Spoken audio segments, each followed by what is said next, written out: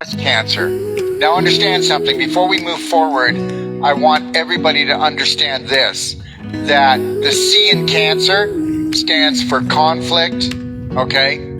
Stands for contamination and corruption, all right? So what we're dealing with, if you take the C away, you're left with A-N-S-E-R. That does spell answer. And that leaves you with you. It's going to be always up to you. No matter what the cancer is, it's all up to you. And it all started off as a belief. It all started off as an emotion. And we're going to be able to prove that because we're going to be doing a show. And that show is going to lay out a study that was done. And it's going to show how every illness starts off as an emotion. And it starts off as a dysfunctional emotion that we don't understand, that's deep within the recesses of our subconscious. So understand something. In seeing that cancer is something that everybody's talking about today. Oh, wait a minute. Everybody's talking about it. The media is talking about it. The news is talking about it. And the more they talk about it, the more cancer we have. What did I just tell you? Everything starts off as thought form and then goes to physical form.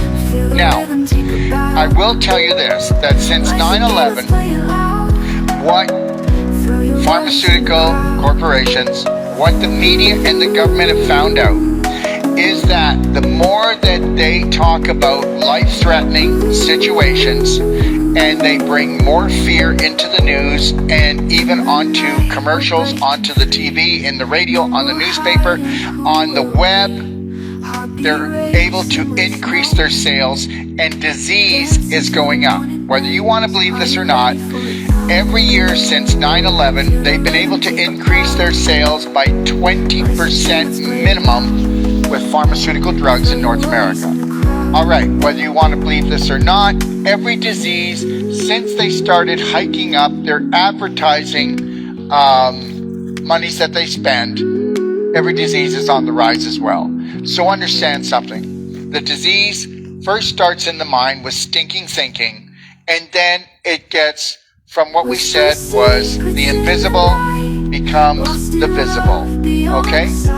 So we're going to talk about that today. We're going to talk about how when a person does hear that they have a diagnosis that is scary because they're scared, because they don't know that they can actually heal themselves and they've lost faith in that they created the universe and belief in themselves.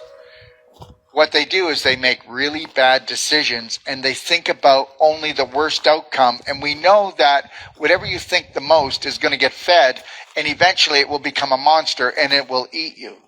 Yeah, your thoughts are everything. Mm-hmm. So it's like, as soon as the diagnosis comes, you have cancer. It's like, I have cancer. I'm got to get ready to die. Got to get my affairs in order. And then it's just feeding that whole belief that that one thing that that doctor said is going to completely control your life for the rest of the time. And there's no other sector that gives life sentences or tells everybody how long they have. Mm-hmm. And they do it, and they only are able to do it because they take it statistically from the herd, from the majority. So break away from the herd today. Break away from the majority. Do something crazy and honor unconditional total self-love and create the perfect day by working in harmony with nature, and find out that you are no longer a statistic, all right? That you break all the rules because you now follow universal law. Let's talk about it. And, you know, it is October, so Breast Cancer Awareness Month. But know what would be really cool is if we could get everybody, instead of supporting the Pink Ribbon and doing whatever they're doing to help support